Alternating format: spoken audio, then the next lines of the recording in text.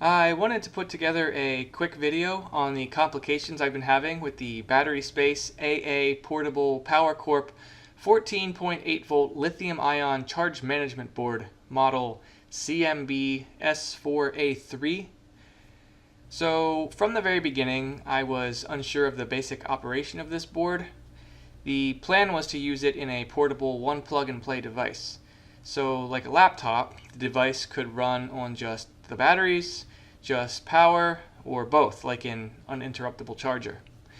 But there is no manual or documentation on this board, only a PDF of the specs and a diagram illustrating how to connect the cells.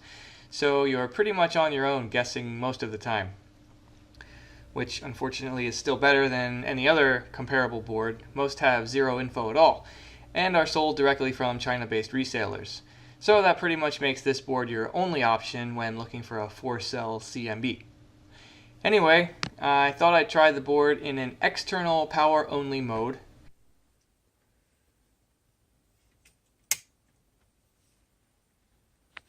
No good. The board continually boot loops and the output voltage is all over the place.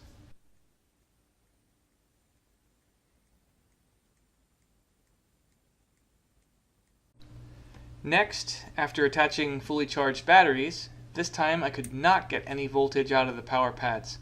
Basically, I had no idea how to even turn it on.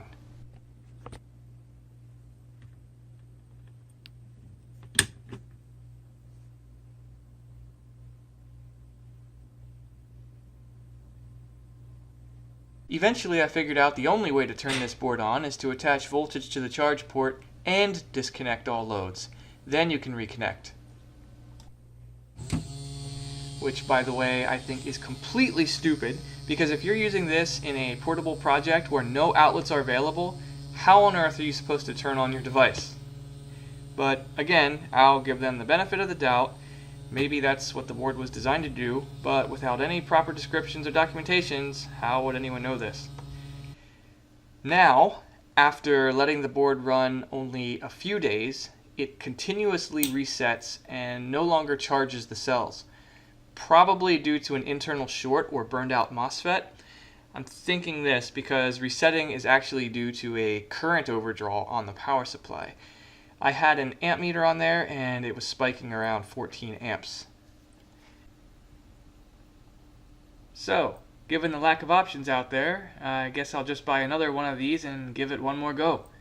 Hopefully this particular one was just a lemon and it'll end up proving to be worth its $50 price tag. Good luck!